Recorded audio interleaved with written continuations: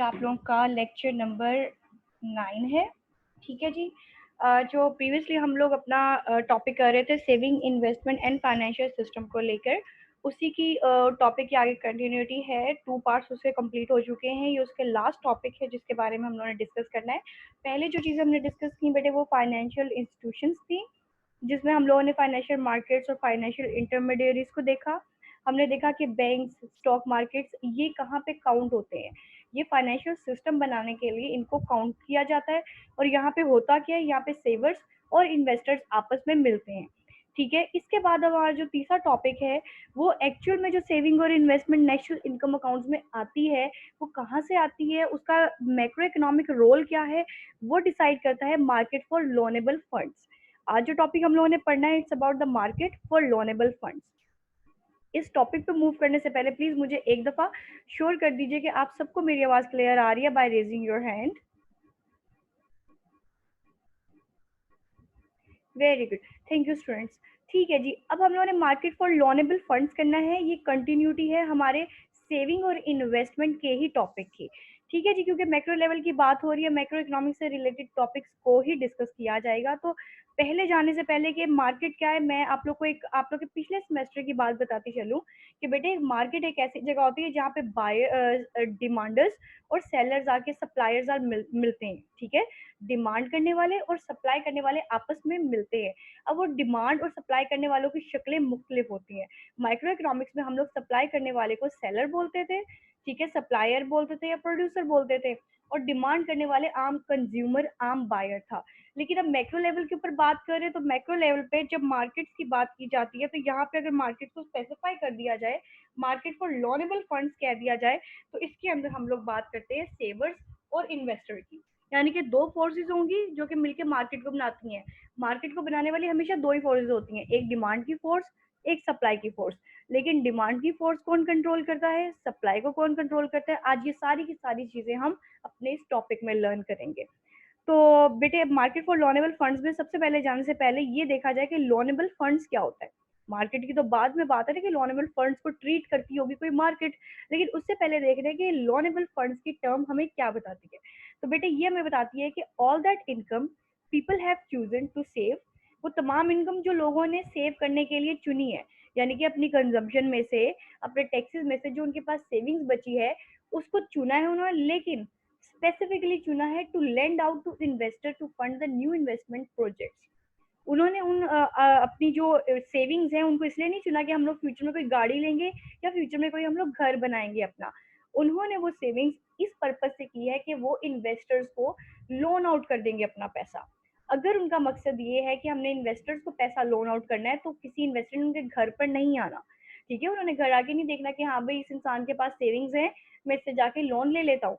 उनको सेवर्स को और जाना पड़ेगा एक स्पेसिफिकली एक मार्केट में जहाँ इन्वेस्टर्स मौजूद हैं, और इन्वेस्टर्स को वहां आना पड़ेगा जहाँ पे सेवर्स मौजूद है। यानी कि एक ऐसा अदारा जो कि सेवर्स और इन्वेस्टर्स को आपस में कनेक्ट करता है, उसको बेटे हम लोग बोल देते हैं मार्केट फॉर लोनेबल फंड्स। अगर इसको एक आप अपनी बुकिश डेफिनेशन के अकॉर्डिंग देखना चाहें तो वो कुछ ऐसे आप लोग देखेंगे कि a market in which savers deposit money, जो सेवर्स होते हैं वो अपनी मनी को डिपॉजिट करते हैं, और borrowers loan these deposits for investment, और जो बोरवर्स होते हैं वो इन्हीं डिपॉजिट्स को लोन कर लेते हैं, इन डिपॉजिट्स का, फॉर इन्वेस्टमेंट पर्पस। याद रहे सेवर्स आएंगे अपनी मनी सप्लाई करने के पर्पज से, जबकि बोरोवर्स आएंगे सिर्फ इन्वेस्टमेंट पर्पज की वजह से। वो इसलिए नहीं आएंगे कि हमें भाई कोई चीज लेनी है तो आप हमें ये दे दें। हाँ हो सकता है उन्होंने मोर्टेज लोन लेना हो, ये स्पेसिफिकेशंस होती हैं इसके अंदर। ठीक है। एक अदर डेफिनेशन के अकॉर्डिंग आप लोगों को बता दें कि there is one same interest rate for the lenders and borrowers. याद है कि जब हम बैंक में जाते हैं ना, इनडायरेक्ट फाइनेंसिंग करते हैं, तो बैंक पे जब पैसा देते हैं तो उसके ऊपर जो रिटर्न मिलता है हमें बहुत थोड़ा मिलता है। लेकिन जब बैंक हमारा पैसा किसी और को देता है तो उससे जब इंटरेस्ट ले लेता है तो बहुत ज्यादा लेता है। लेकिन तो मार्केट फॉर लोनेबल फंड्स जो मार्केट है वो ऐसी मार्केट है जहां पे देने वाले को भी वही इंटरेस्ट मिलेगा जो लेने वाले से लिया जाएगा। यानी कि अगर किसी ने वो अमाउंट बोरो की है तो उसको 1% रेट ऑफ इंटरेस्ट चार्ज किया जाएगा, और जो सेवर है जिसने अमाउंट अपनी इन्वेस्ट की थी, मतलब अपनी सेफ सप्लाई की थी, उसको भी उसके ऊपर 1% इंटरेस्ट रेट प्रोवाइड किया जाएगा। ये चीजें आगे कैसे होती हैं उनके बारे में डिस्कस करते हैं। लोनेबल फंड्स के लिए बेटे एक ही अदारा मुख्तस किया जाता है, जिसकी assumptions में भी मैं बात कर दूंगी, लेकिन अभी आपको सिर्फ एक पिक्टोरियल प्रेजेंटेशन दिखाई जा रही है कि वाहिद एक मार्केट, एक अदारा होता है, एक इंस्टीट्यूट होता है जो कि मार्केट फॉर लोनेबल फंड्स बनता है। अब वो किन से बनता है? सेवर्स से। सेवर्स क्या करते हैं? अपने फंड्स सप्लाई करते हैं। अब यहाँ पे बार बार मैं ये जिक्र नहीं करूंगी कि वो अपनी मनी सप्लाई करते हैं, मनी सप्लाई करते हैं, नो, उनकी मनी को नाम दे दिया जाता है फंड्स का। वो अपने फंड्स को सप्लाई करती है अगेंस्ट रिटर्न ऑन सेविंग। अगर उनकी सेविंग के ऊपर उनको कोई रिटर्न नहीं मिल रहा, कोई इंटरेस्ट रेट नहीं मिल रहा, कोई फायदा नजर नहीं आ रहा, तो बेटे सेवर्स कभी भी अपनी मनी को कहीं इन्वेस्ट नहीं करे। ठीक है जी। जो आपके सेवर्स है वो फंड सप्लाई करते हैं against a simple return on savings. ठीक है, ये क्या करते हैं? आपकी मनी को डिपॉजिट करते हैं इन अदारों के अंदर। ठीक है जी। उसके बाद ये जो डिपॉजिट लेने वाले हैं वो कौन होते हैं? वो होते हैं इन्वेस्टर्स। इन्वेस्टर क्या करते हैं? ये लोग जो अपने फंड्स को सप्लाई कर रहे हैं, इन्वेस्टर इन्हीं फंड्स की डिमांड करते हैं at the cost of borrowing. उनको बोरोइंग की कॉस्ट देना पड़ती है और इनको सेविंग के ऊपर रिटर्न मिलता है। तो वो लोग क्या करते हैं? इस अदारे से लॉन्स ले लेते हैं, लोन आउट करते हैं। यानी कि ये जो सेवर्स हैं वो फंड्स को सप्लाई करते हैं मार्केट फॉर लोनेबल फंड्स में, और जो मार्केट फॉर लोनेबल्स के ओनर्स होते हैं वो उन फंड्स को इन्वेस्टर्स को लोन आउट कर देते हैं। ठीक है, दोबारा एक दफा रिपीट कर देती हूँ। जो सेवर्स होते हैं वो फंड्स को सप्लाई करते हैं मार्केट फॉर लोनेबल फंड्स में, और मार्केट फॉर लोनेबल फंड्स वाले लोग इसको इन्वेस्टर्स को लोन आउट कर देते हैं। ठीक है जी, आगे चलते हैं। ये कुछ इसकी थोड़ी थोड़ी स्पेसिफिकेशन है जिसके बारे में आपको पता होना चाहिए कि ये जो मार्केट फॉर लोनेबल फंड्स है बेटे, ये एक लॉन्ग रन सप्लाई मॉडल है। ठीक है, ये एक शॉर्ट रन के लिए नहीं बना, ये एक लॉन्ग रन मॉडल है फाइनेंशियल सिस्टम का। इसके अलावा इसमें ये भी चीज देखी जाती है, हाँ जी, कि a model of how saving and investment are linked together in the long run. इसमें सेविंग और इन्वेस्टमेंट को इकट्ठा लॉन्ग रन तक के लिए कैसे चलाया जाता है, इसमें ये भी देखा जाता है। ये हमें पता लग गया कि supply and demand in long run इसको देखा जाता है, मतलब ये शॉर्ट रन पीरियड का मॉडल नहीं है। इसमें लॉन्ग टर्म गोल्स आप लोग अपने सेट कर सकते हैं, और वो लॉन्ग टर्म गोल्स किसके जरिए सेट होते हैं? सेविंग्स और इन्वेस्टमेंट के जरिए। मजीद ये कि loanable funds refer to a pool of money that is available to be lent out in an economy. Market for जो लॉनेबल फंड्स है वो बेसिकली आपकी मनी का एक पूल होता है जहाँ सारे मिलकर अपने पैसे सेव कर, सेवर्स जो है अपने पैसे सप्लाई करते हैं, यानी कि फंड्स सप्लाई करते हैं। और ये उन लोगों के लिए पूल होता है जिन्होंने इनको लोन लेना होता है, इनसे इन्वेस्टर्स ने इनको लेना होता है। ठीक है, इसके बाद it helps understand how the financial system coordinate saving and investment. Saving and investment को आपस में कोऑर्डिनेट फाइनेंशियल सिस्टम कैसे करता है, वो मार्केट फॉर लोनेबल में हमें समझ आता है, या मार्केट फॉर लोनेबल हम लोगों को उस पॉइंट तक पहुंचाती है। इसके अलावा how government policies and other factors affecting saving, investment and interest rate. हमें मार्केट फॉर लोनेबल फंड से ये भी पता लगता है कि सेविंग, इन्वेस्टमेंट और इंटरेस्ट रेट आपस में ये कैसे एक दूसरे के ऊपर असरअंदाज होते हैं। फिर इसके अलावा ये कि govern it is govern by the forces of supply and demand against a specific price of fund. Supply and demand की फोर्सेस होती है मार्केट फॉर लोनेबल फंड्स में, और वो जो प्राइस ऑफ फंड्स होती है वो इंटरेस्ट रेट होता है। ठीक है, हम लोगों ने मॉडल्स में तो ये देखा है ना कि प्राइसेस लोकेट की जाती हैं वाई एक्सिस पर, तो यहाँ पे प्राइसेस को कन्वर्ट कर दिया गया है इंटरेस्ट रेट। यानी कि अगर आप अपनी सेविंग्स दोगे तो उसके ऊपर आपको प्राइस क्या मिलेगी? इंटरेस्ट रेट मिलेगा। अगर आप वहां से लोन आउट करोगे अपना पैसा तो उसके ऊपर प्राइस क्या पे करनी पड़ेगी? आपको इंटरेस्ट रेट को पे करना पड़ेगा। ठीक है, इसके अलावा अगर देखा जाए तो funds can be supplied directly. इसमें डायरेक्टली भी आप अपने फंड्स को सप्लाई कर सकते हो इस मार्केट के अंदर, यानी कि आप किसी फर्म से बॉन्ड खरीद लो या फिर आप मनी लेंडिंग कर लो अगेंस्ट बॉन्ड। और इनडायरेक्टली भी आप यहाँ पे अपनी मनी डिपॉजिट कर सकते हो कि आप बैंक्स में जाओ, कहो मैंने लोनेबल फंड्स के लिए अप्लाई करना है। आप ये ना कहो कि मैंने डिपॉजिट्स के लिए देना है, आपका स्पेसिफिकली पर्पस ये होना चाहिए कि आपका पैसा लोनेबल फंड्स के अंदर जाए। ठीक है, तो वो मार्केट क्या करती है, वो बैंक्स की मदद भी लेती है। बैंक्स में जो डिपॉजिट होते हैं और वो लोग जिन्होंने अपने डिपॉजिट स्पेशली लोनेबल फंड्स के लिए रखवाए होते हैं, वो उनके लोनेबल फंड्स को उठा लेती है वहां से। ठीक है, इसके अलावा funds can be demanded as मॉर्टेजेस।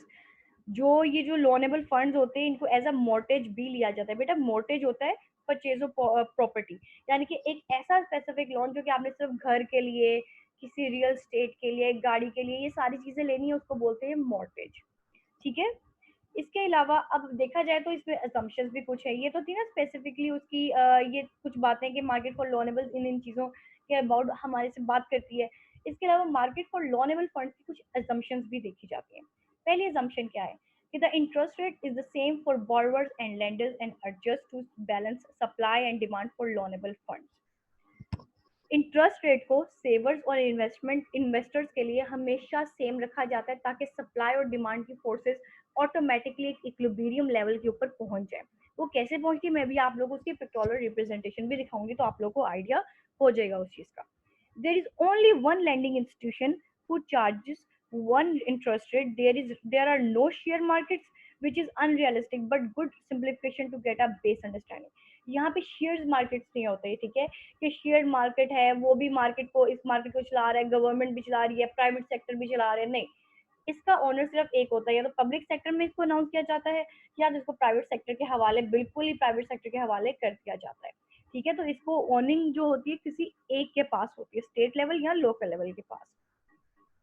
ये इसमें एक और अजम्पशन काउंट की जाती है कि यहाँ पर इकोनॉमी को क्लोज्ड एज्यूम किया जाता है। यहाँ पे इकोनॉमी में कोई ओवरसीज ट्रेड नहीं शामिल होती, कुछ दूसरी कंट्रीज के साथ इंटरेक्शन या दूसरे कंट्रीज के डॉलर्स शामिल नहीं होते। ये अपनी बात होती है, अपने ही करेंसी के अबाउट इसमें बात की जाती है, और अपने ही करेंसी का जो चार्ज, जो इनका इंटरेस्ट रेट होता है वो चार्ज किया जाता है। अब इसका जरा ग्राफ देख लेते हैं हम लोग, ठीक है। मार्केट, क्योंकि मार्केट की बात हो रही है, मार्केट के अंदर दो चीजों की होने की जरूरत है। अगर इसके मॉडल की बात की जाए तो बेटे इसके जो वाई एक्सिस होते हैं वहां पे हम लोग इंटरेस्ट रेट को डिनोट करते हैं। ये गौर करिएगा, यहाँ पे सारी की सारी चीजें अभी आपको शो होंगी, ठीक है जी। वाई एक्सिस पे हम लोग इंटरेस्ट रेट को डिनोट करते हैं, जबकि एक्स एक्सिस के ऊपर हम लोग लोनेबल फंड्स की कितनी क्वांटिटी डिमांड की जाएगी और कितनी क्वांटिटी सप्लाई की जाएगी, हम इसको डिस्कस करते हैं। अब मैंने आपसे बात की थी कि इसमें दो तरह की फोर्सेस होती है, क्योंकि ये मार्केट है। एक फोर्स होती है इसमें सप्लाई की फोर्स। सप्लाई की जो फोर्स होती है वो होती है सेवर्स के हाथ में, क्योंकि सेवर्स जो होते हैं वो अपनी मनी सप्लाई करते हैं, फंड्स को सप्लाई करते हैं मार्केट फॉर लोनेबल फंड्स में। जबकि डिमांड वाली जो फोर्स होती है वो इन्वेस्टर्स के हाथ में होती है, क्योंकि इन्वेस्टर्स को लोन लेने होते हैं उन लोगों से। तो फिर एक लेवल जब ऐसा आता है कि एक इक्विलिब्रियम पॉइंट जहाँ पे डिमांड और सप्लाई इक्वल हो जाए, वो पॉइंट हमें बताता है कि ये वाला इंटरेस्ट रेट डिमांड किया जाएगा by the borrowers and by the lenders. Savers और इन्वेस्टर्स दोनों ये इक्वल इंटरेस्ट रेट पे करेंगे। इसके अलावा यहाँ पे यही इक्विलिब्रियम में बताते हैं कि कितनी स्पेसिफिक क्वांटिटी सप्लाई की जाएगी, जो कि डिमांड भी की जाएगी। ऐसा ना हो कि सप्लाई ज्यादा हो जाए, आपकी बनी की डिमांड करने वाला वहां पे कोई मौजूद हो ही ना। तो इसलिए इक्विलिब्रियम पॉइंट हमें ये बताता है कि इस स्पेसिफिक क्वांटिटी लोनेबल फंड्स की इस रेट के इंटरेस्ट रेट के ऊपर सेवर्स तैयार हैं अपनी मनी को स्पेंड करने के लिए, अपने फंड्स को मार्केट में देने के लिए, और इस इंटरेस्ट रेट पे तैयार हैं इन्वेस्टर्स उस लोनेबल फंड्स को लोन आउट करने के लिए, कि अपने लोन लेने के लिए। ठीक हो गया। उसके बाद अब नेक्स्ट अगर इसमें देखा जाए, अगली बात करते हैं। यहाँ पे मैंने दो चीजें डिस्कस की, डिमांड और सप्लाई की। अब मैं इसको स्पेसिफिकली डिस्कस करूंगी, ठीक है। ये आप लोगों गौर से देखना है। सबसे पहले बात कर लेती हूँ सप्लाई की, क्योंकि आपको सबसे पहले सप्लाई दिखाई गई है। तो बेटे सप्लाई, ये जो दो चीजें मैंने डिस्कस की ना, यहाँ पे इंटरेस्ट रेट और क्वांटिटी फॉर लोनेबल फंड्स, इन दोनों के जरिए सप्लाई कैसे मूव करती है, मैंने आप लोगों को अब ये चीज दिखानी है। तो इसके लिए दो हम टेबल बना लेते हैं, ठीक है। साइड पे अपना ग्राफ बना लेते हैं। वाई एक्सिस पे हम लोग इंटरेस्ट रेट को प्लॉट कर देंगे, एक्स एक्सिस के ऊपर हम लोग क्वांटिटी ऑफ लोनेबल फंड्स को प्लॉट कर देंगे, और एक हम अपना फर्जी सा हाइपोथेटिकल सप्लाई कर्व बना लेंगे। यहाँ तक बात समझ में आ गई। अब ये सप्लाई कर्व मूव कैसे करता है, अब मैं आप लोगों को ये बताने लगी हूँ। उसकी दो ही कंडीशन होती है, या तो ये वो इंटरेस्ट रेट बढ़ गया, ठीक है, आपने लोनेबल फंड्स में पैसे जमा करवाने जाने हैं, आपको पता है कि इंटरेस्ट रेट उसके ऊपर हाई मिलेगा, तो आप क्या अपनी मनी की सप्लाई ज्यादा कर दोगे कि कम कर दोगे? आपको आपकी सेविंग के ऊपर रिटर्न जो है वो ज्यादा मिल रहा है, तो आप चाहोगे कि मैं अपनी ज्यादा से ज्यादा सेविंग्स उस लोनेबल फंड्स की मार्केट में लगा दूं, ताकि जब मैं अपनी लोनेबल फंड्स की सेविंग्स को वापस लूं तो उसके ऊपर मुझे अच्छा खासा इंटरेस्ट रेट रिटर्न मिले। अगर आपका रिटर्न, फ्यूचर रिटर्न आपको ज्यादा मिल रहा है, तो ऑब्वियस थिंग है, ह्यूमन नेचर है, ह्यूमन बिहेवियर है कि आप अपनी सप्लाई भी ज्यादा कर दोगे। अब मैं पिछली बात करती हूँ आप लोगों के बचपन के सेमेस्टर की, ठीक है।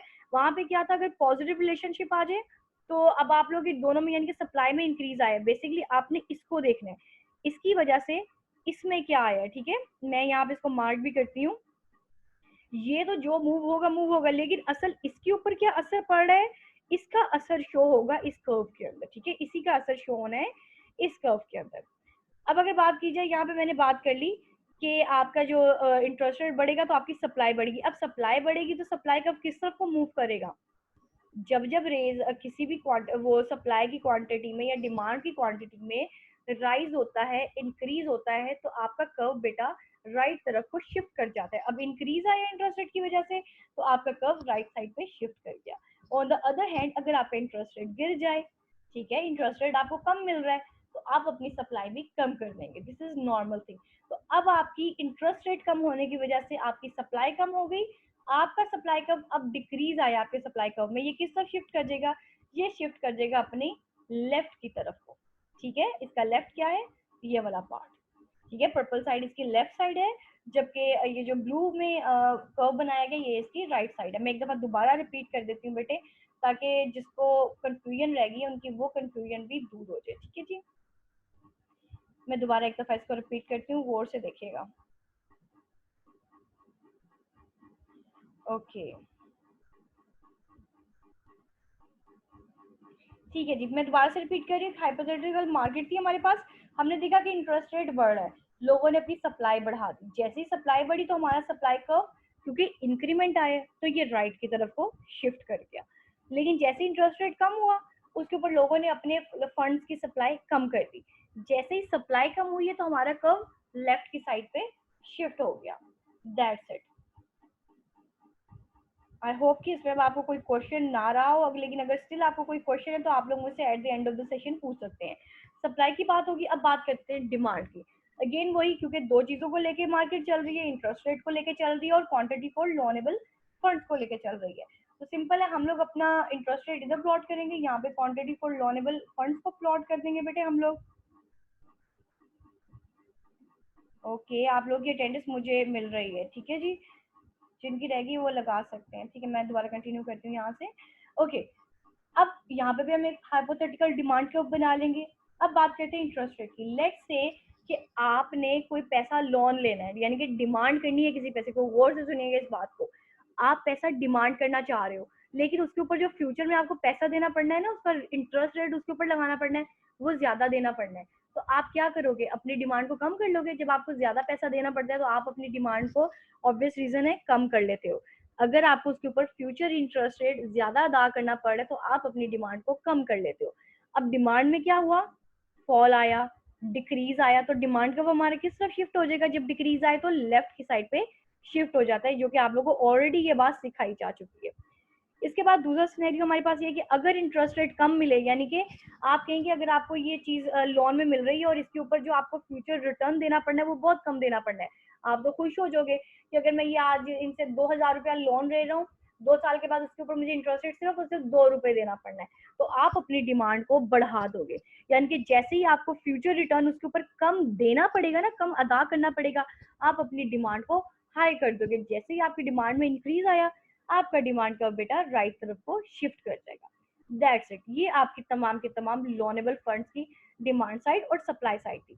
अब बात कर लेते हैं इकट्ठे मार्केट की, कि गवर्नमेंट पॉलिसीज कैसे इफेक्ट करती है सेविंग्स और इन्वेस्टमेंट को। अब सेवर्स और इन्वेस्टमेंट खुद ही तो नहीं मार्केट फॉर लोनेबल फंड्स में जाएंगे और जाके ये अपने अपने काम स्टार्ट कर देंगे, भाई इंटरेस्ट रेट ये हुआ है, हमारे इक्विलिब्रियम इंटरेस्ट रेट ये डिसाइड हुआ, अब हमें आप ये चीज दे दे।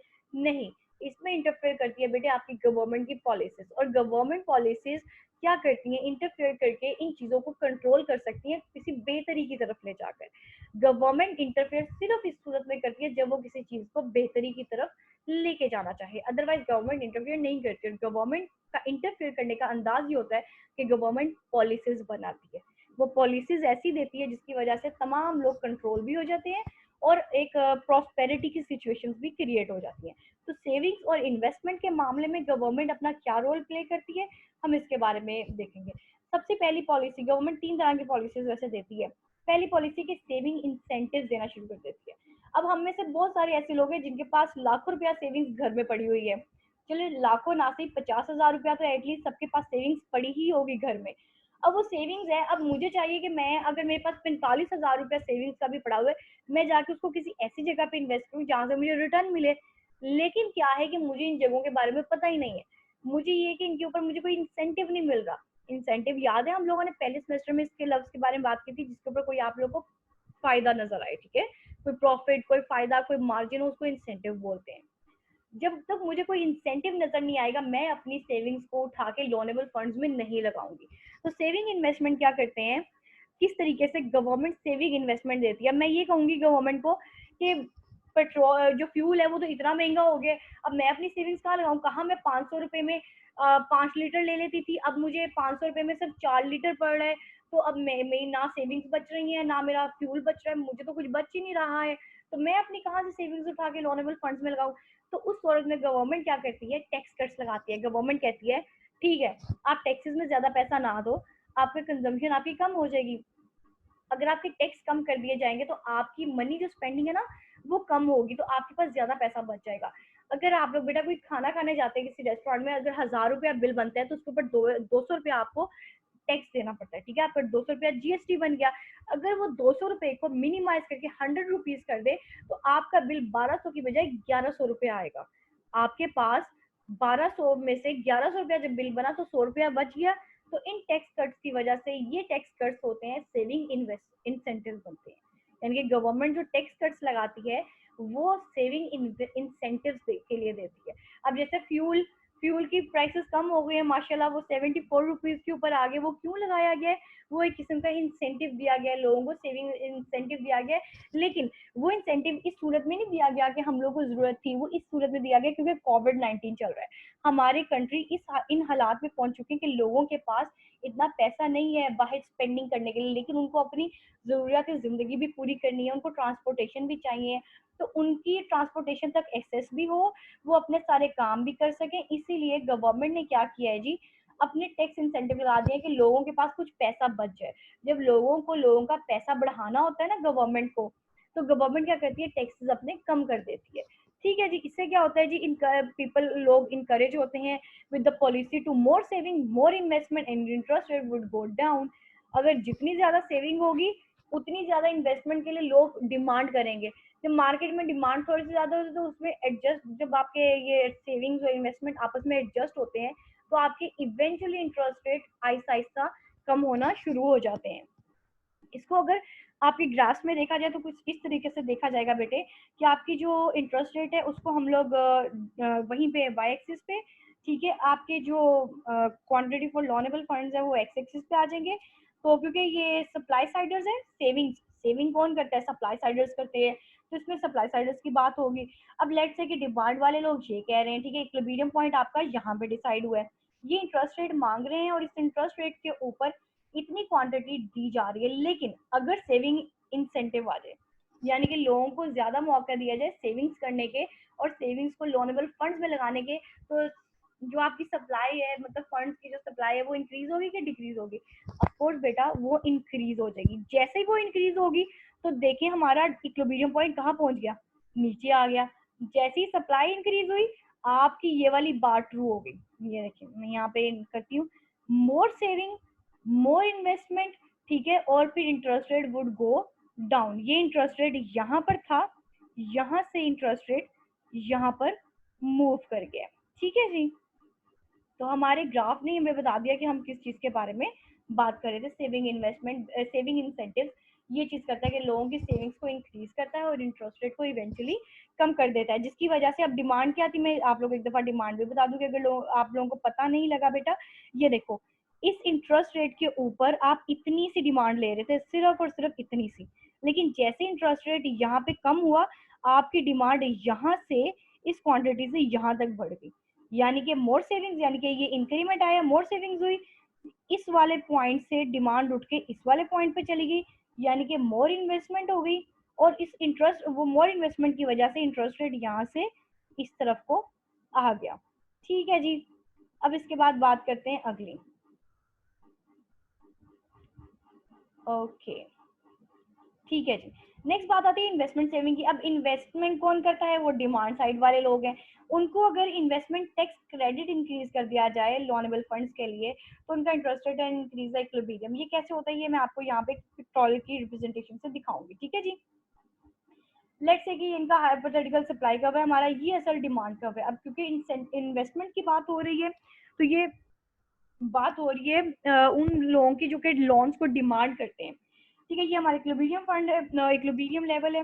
लेट्स से कि हमारा जो इंटरेस्ट रेट हाई कर दिया गया है, हाई इंटरेस्ट रेट हो गया है, तो उसकी वजह से उन्होंने डिमांड भी अपनी हाई कर ली। और इंटरेस्ट रेट हाई यानी कि रिटर्न इंटरेस्ट रेट के ऊपर ज्यादा मिलेगा, तो सप्लायर्स अपनी सप्लाई को उसी लेवल के ऊपर रखेंगे लेकिन उसकी मूवमेंट करेंगे। अब सप्लायर्स ने कहा कि हमने मजीद अपनी फंड्स नहीं देने हैं, आप टैक्स रिफॉर्म लेके आओ, टैक्स लॉ इंकरेजेस करो, ग्रेट इन्वेस्टमेंट होगी तो इंटरेस्ट रेट उससे भी बढ़ेगा। एक तरफ क्योंकि अगर इन्वेस्टमेंट इंसेंटिव्स दोगे तो उससे क्या होगा कि लोगों को ये बताओगे कि भाई आप लोग अगर इन्वेस्टमेंट लोगे तो आप लोग उसके ऊपर फ्यूचर रिटर्न ज्यादा से ज्यादा मिलेगा। तो उस सूरत में क्या करते हैं इन्वेस्टर्स जो हैं ज्यादा इन्वेस्ट करना शुरू कर देते हैं कि उनकी जो मनी लोन आउट की मनी है उसका इंटरेस्ट रेट अगले फर्दर टाइम पीरियड में नहीं बढ़ाया जाएगा। याद रहे इन्वेस्टमेंट इंसेंटिव में ये चीज डिस्कस की जाती है कि इन द फ्यूचर उनका इंटरेस्ट रेट मजीद नहीं बढ़ाया जाएगा, इतना ही इंटरेस्ट रेट रखा जाएगा जो कि अब बढ़ा दिया गया, मजीद अगले आने वाले सालों में नहीं बढ़ाया जाएगा। तो इन्वेस्टर्स क्या करते हैं उस इंटरेस्ट रेट के ऊपर इत्तेफाक कर लेते हैं। उस इंटरेस्ट रेट के ऊपर इत्तेफाक करने से सप्लायर्स जो है अपनी सप्लाई बढ़ा देते हैं और आप लोग के पास एक नया इक्विलिब्रियम आ जाता है। थर्ड पॉलिसी बेटे डिस्कस करती है गवर्नमेंट बजट डेफिसिट और सरप्लस को। ये जो हमारी सप्लाई और डिमांड की फोर्सेस है ना, इससे बजट डेफिसिट और बजट सरप्लसेस भी क्रिएट होते हैं। अब budget increase in the budget deficit से मुराद है कि आपके एक्सपेंडिचर गवर्नमेंट के जो एक्सपेंडिचर है ना, गवर्नमेंट एक्सपेंडिचर ज्यादा हो जाए उसके टैक्स रेवेन्यू से। टैक्स रेवेन्यू से मुराद है गवर्नमेंट की इनकम। अगर गवर्नमेंट के अखराजात उसकी इनकम से ज्यादा हैं तो this is called budget deficit. अगर the government borrows to finance its deficit leaving less funds available in loan market for investment crowding out. ये लफ्ज आपने याद रखना है कि क्राउडिंग आउट क्या चीज है। बेटे अगर गवर्नमेंट ही स्टार्ट कर दे फाइनेंस लेना लोनेबल फंड्स मार्केट से तो लोगों के पास फंड्स लेने के लिए कहाँ बचेंगे। ठीक है, मार्केट फॉर लोनेबल फंड्स में लेट्स से कि गवर्नमेंट डेफिसिट में चली गई है। ठीक है, गवर्नमेंट के अखराजात ज्यादा हो गए हैं और टैक्स रेवेन्यू खत्म हो गया उनके पास। अब गवर्नमेंट को भी तो पैसा चाहिए, अब गवर्नमेंट मजीद मजीद टैक्स तो चार्ज नहीं करेगी, तो गवर्नमेंट वो पैसा कहाँ से पूरा करती है। गवर्नमेंट वो पैसा पूरा करने के लिए जाती है बेटे लोनेबल फंड्स मार्केट के पास। लेकिन अगर वो वाला फाइनेंस अगर गवर्नमेंट ले लेगी तो फिर हम जैसे पब्लिक के पास क्या बचेगा। तो गवर्नमेंट के डेफिसिट को रन आउट करने के लिए क्या कहते हैं कि investment is important for the long run economic growth, hence budget deficit reduce the economic growth rate, GDP and future standard of living। अगर जो लोनेबल फंड्स मार्केट हम लोगों को सेवर्स और इन्वेस्टर्स को प्रोटेक्ट कर रही है, अगर उसी मार्केट के अंदर से गवर्नमेंट अपने लोन्स लेना शुरू कर दे तो हमारे पास कुछ नहीं बचेगा। और कुछ नहीं बचेगा उसकी वजह से क्या होगा कि गवर्नमेंट का जीडीपी भी लो हो जाएगा और प्रोडक्टिविटी भी आहिस्ता आहिस्ता कम हो जाएगी, क्योंकि सारा पैसा तो गवर्नमेंट लेके जा रही है लोनेबल फंड्स मार्केट में से। हमारे पास इन्वेस्टमेंट के लिए लोन लेने के लिए पैसा नहीं है और जो सेवर्स हैं उनके रिटर्न सरप्लस क्या करते हैं, क्योंकि हम लोग बजट डेफिसिट की बात कर चुके हैं तो अब बजट सरप्लस की भी बात करिए। बजट सरप्लस से बेटे मुराद है जब आपके एक्सपेंडिचर्स कम हो लेकिन आपकी टैक्स इनकम ज्यादा हो तो ये आपका बजट सरप्लस बन जाता है। उसकी वजह से क्या होता है, अब गवर्नमेंट के पास ज्यादा पैसा बच गया, यानी कि कम खर्चा हुआ, पैसा ज्यादा बच गया। गवर्नमेंट क्या करती है, वो सारा का सारा पैसा उठा के नेशनल सेविंग्स में लगा देती है और नेशनल सेविंग वाला पैसा सारा का सारा उठा के लोनेबल फंड्स के अंदर ट्रांसफर कर दिया जाता है। ठीक है जी, budget surplus increase the supply of loanable funds, अभी जो मैंने बात बताई वही। और लोनेबल जैसे अब ये देखें पिछली स्लाइड में हम लोगों ने क्या डिस्कस किया था कि अगर सप्लाई ज्यादा हो जाए तो इंटरेस्ट रेट कम हो जाता है। तो गवर्नमेंट अगर इसके ऊपर काम कर ले तो लोगों को इंटरेस्ट रेट नॉर्मल रेट के ऊपर मिलना शुरू हो जाएगा। तो इसकी भी ग्राफिकल रिप्रेजेंटेशन ले लेते हैं कि ये आपका hypothetical supply curve and here is your demand curve, ये आप लोग का इक्विलिब्रियम लेवल। और उसके बाद अगर लेट्स से कि गवर्नमेंट ने जो है, इसकी बात हो रही है, 1 सेकेंड, ठीक है मैं इसको यहीं पे कंटिन्यू फटाफट करती हूँ, 1 सेकेंड कर रही हूँ। ठीक है जी, ये सप्लाई कर्व और ये हमारा डिमांड कर्व था। इसके बाद अगर हम इसमें देखें तो हाँ जी, जो अभी मैंने बात की कि अगर गवर्नमेंट का बजट डेफिसिट आ जाए तो उससे क्या होगी, हमारी सप्लाई रिड्यूस हो जाएगी। क्योंकि सप्लाई रिड्यूस होगी तो हमारा कर्व डेफिनेटली लेफ्ट साइड को शिफ्ट कर जाएगा, जैसे कि आपको पिक्चर में कवर अप हो रहा है। वाइंड अप करूंगी बेटे, इसका जो हम लोगों ने आज टॉपिक क्लियर किया, ये हमारा सेविंग और इन्वेस्टमेंट का टॉपिक बिल्कुल एंड हो चुका है, जो कि हमने पेज नंबर 268 से 276 तक किया है। और अब रिमेनिंग टॉपिक्स हमारे पास कोई भी नहीं है। ठीक है, तो मीन वाइल अगर इसमें कोई भी क्वेश्चन है तो यू कैन आस्क मी। ठीक है जी, अपनी अटेंडेंस जरूर इंश्योर कर दीजिएगा चैट बॉक्स में प्रेजेंट लिख के। और दूसरी थिंग ये कि अगर आपको कोई क्वेश्चन है तो आप लोग मुझे स्पेसिफिकली पूछ सकते हैं। Rest of the thing